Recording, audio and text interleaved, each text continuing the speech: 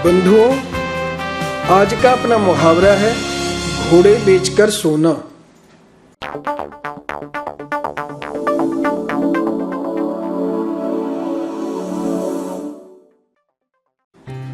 इसका अर्थ होता है गहरी नींद में सोना या निश्चिंत होना।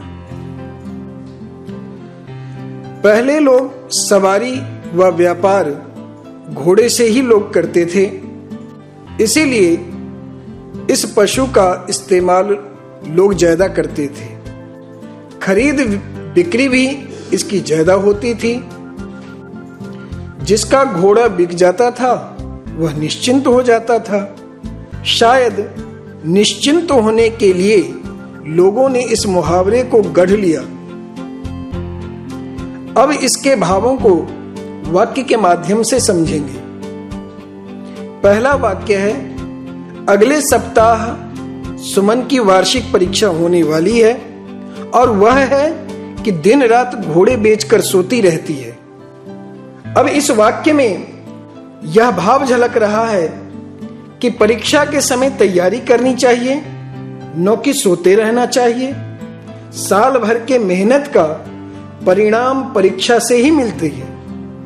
अच्छे नंबर लाएंगे तभी आगे अच्छी जगह पढ़ाई कर सकेंगे, और यदि सोते रहे तो हम न तो मेहनत कर सकते और न ही परीक्षा अच्छी तरह से दे सकते हैं।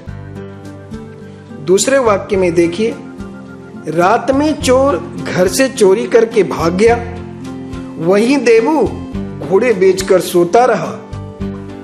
इस वाक्य से यह भाव ध्वनित हो रहा है कि हम आराम तो अवश्य करें, पर साथ में सजग भी रहें। जो व्यक्ति पूरी तरह निश्चिंत होकर सोता है, उसके साथ प्रायः ऐसी ही घटना घटती है।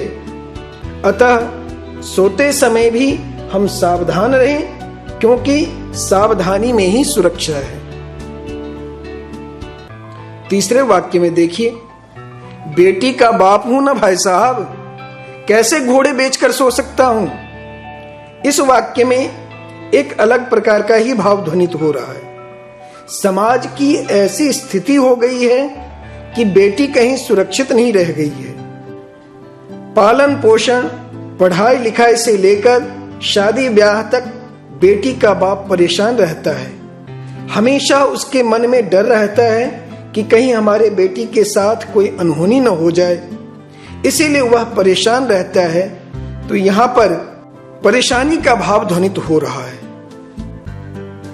चौथे वाक्य में देखिए, तुम भी मेरे जैसे घोड़े बेचकर सो सकते हो, बशर्ते सारा काम समय पर करते रहो तब। इस वाक्य से ऐसा प्रतीत होता है कि एक व्यक्ति दूसरे को सलाह दे रहा है कि यदि चैन से सोना है तो समय पर सब काम निपटा लो।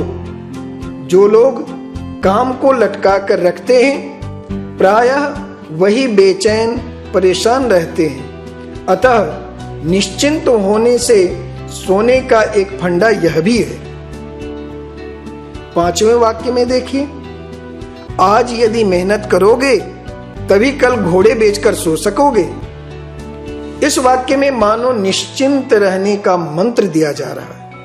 जो पहले मेहनत कर लेता है वही बाद में खुश रहता है।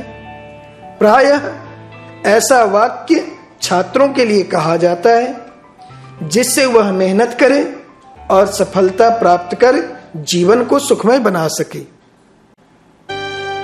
इस तरह आपने देखा कि मुहावरों से हम ज्ञान भी प्राप्त करते हैं और मनोरंजन भी करते हैं। एक नए मुहावरे के साथ फिर मिलेंगे। धन्यवाद।